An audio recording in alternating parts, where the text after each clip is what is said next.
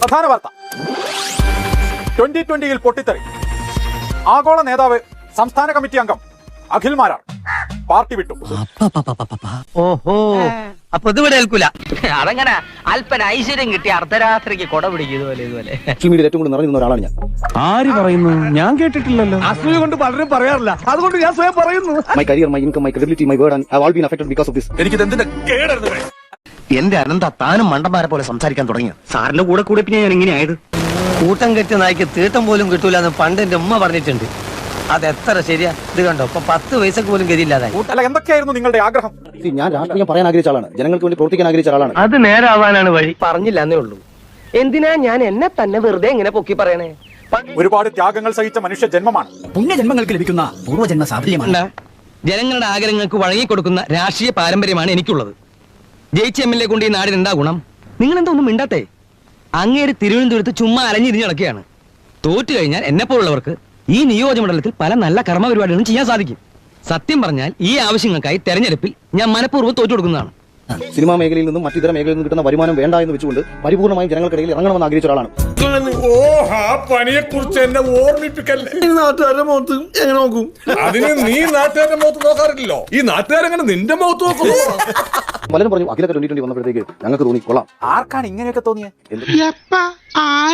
ഇല്ലേലും അങ്ങനെ പറഞ്ഞു പരത്തണം, എന്നാലും ഇന്നത്തെ കാലത്ത് വില ഉണ്ടാവൂ. മനസ്സിലായ നല്ല കാര്യങ്ങൾ അവർ ചെയ്യാൻ പോകും. അങ്ങനെ പടക്കടകുതാണെങ്കിലും കേൾക്കാൻ നല്ല രസമുണ്ട്.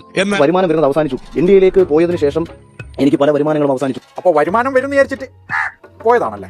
സാരില്ലടാ, നീ എവിടെ പരിപാടി അവതരിപ്പിച്ചാലും ഇത് തന്നെയാണല്ലോ നിന്റെ വിധി. അധികാരത്തിനും പണത്തിനും സ്ഥാനമാനങ്ങൾക്കും വേണ്ടി ആവരുത് ഒരു രാഷ്ട്രീയക്കാരൻ. കഴിഞ്ഞ ഈ കെണി എവിടുന്ന് പറഞ്ഞു വിട്ടില്ലെങ്കിൽ ഞാൻ പട്ടിണിയായിപ്പോ. എനിക്ക് മനസ്സിലായ യാഥാർത്ഥ്യം ഞാൻ ഉൾപ്പെടെയുള്ളവർ ചതിക്കപ്പെട്ടു എന്നുള്ളതാണ്.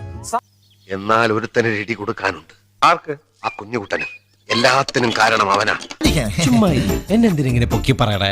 എല്ലാ മണ്ഡലങ്ങളെയും എ ക്ലാസ് ആക്കി മാറ്റുക എന്നുള്ളതാണ് ഇത്തവണത്തെ 2020-യുടെയും BJP-യുടെയും NDA-യുടെയും ലക്ഷ്യം. എന്നിട്ടോ മത്സരിച്ച ഭൂരിഭാഗം പേർക്കും കെട്ടിവെച്ച കാശ് പോലും കിട്ടിയില്ല. അത് പിന്നെ പറയണോ? എടാ ഹരി, ഇവനൊക്കെ ആര് വോട്ട് ചെയ്യാൻ? ഇവനൊക്കെ എവിടെ ജയിക്കാൻ? കെട്ടിവെച്ച കാശ് പോലും കിട്ടൂല. ഫ്ലാഷ് ബാക്ക് അവതരിപ്പിച്ച് അദ്ദേഹത്തെ വികാരാധീനാക്കരുത് കല്യാണി അമ്മായി. നീ ഇപ്പോഴും അത് മനസ്സിൽ വെച്ചോണ്ടിരിക്കണം. അതൊക്കെ അപ്പോഴേ മറന്നു കളയണ്ടേ? അതായത് ഒരു ഫെബ്രുവരി 11 മുതൽ ഈ നിമിഷം വരെ കേൾക്കേണ്ടി വന്ന പഴിയും ബാധ്യതയും ഞാൻ പതുക്കെ എടുത്ത് താഴെ വയ്ക്കുകയാണ്. കിട്ടേണ്ടതൊക്കെ കിട്ടിയല്ലോ, സമാധാനമായല്ലോ. ഈ സ്വസ്ഥമായിട്ട് വണ്ടിയിലോട്ട് പോട്ടെ. മതി, തിരക്കില്ല. കിട്ടേണ്ടത് കിട്ടിക്കഴിഞ്ഞാൽ തോന്നേണ്ടത് തോന്നാൻ ഇത്തിരി സമയം നല്ലതാ. വേണ്ട വേണ്ട, നീ ഞാൻ പലതവണ പറഞ്ഞതാ, കേട്ടില്ല. ഞാൻ തന്നെ രാഷ്ട്രീയത്തിലേക്ക് വന്നത് ഒരിക്കലും ഒരു സ്ഥാനാർത്ഥിയാകാനോ MLA ആകാനോ മന്ത്രിയാകാനോ അല്ല. എന്ത് തങ്കപ്പെട്ട മനുഷ്യൻ. കളിച്ചത് മതിയായില്ലേ? പുതിയ അടവാണോ?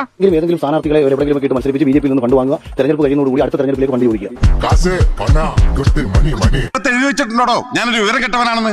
എഴുതി വെച്ചിട്ടില്ല. ഓടുന്ന പട്ടിക്ക് ഒരു മുഴ മുമ്പേ എന്ന് പറയുന്ന പോലെ നമുക്കും ഒരു കലക്കണം. നമുക്ക് കലക്കണ്ട, നീ ഒറ്റക്ക് കലക്കിയാൽ മതി. ഞാനില്ല.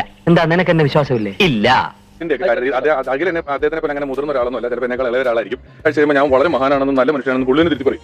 ഇപ്പൊ ഞാൻ ഈ പറഞ്ഞതിന് പുള്ളി എന്തെങ്കിലും അഭിപ്രായം പറയും, അതിന് നിങ്ങൾ ആരും മറുപടി ഒന്നും പറയാൻ നിങ്ങളുടെ ഒരാഴ്ച കഴിയുമ്പോൾ അത് പിന്നെ തിരുത്തി പറയും. ശവത്തെ കുത്തരുത്. അപ്പൊ താൻ ആരാണെന്ന് സ്വയം ഒരു ബോധം ഉണ്ടല്ലോ. നന്നായി. ഒരാവേശത്തിലെടുത്ത് ചാടി വേണ്ടായിരുന്നു അല്ലേ? ഒരു 2-3 കൊല്ലം പരീക്ഷണത്തിന് ശേഷം ഒരു സ്റ്റേറ്റ്മെന്റ് എന്താണെന്ന് ഉറപ്പിച്ച ശേഷം അദ്ദേഹത്തിനൊക്കെ ഉത്തരം കൊടുക്കുക. അതിനൊക്കെ നമ്മൾ സമയം കളയേണ്ട.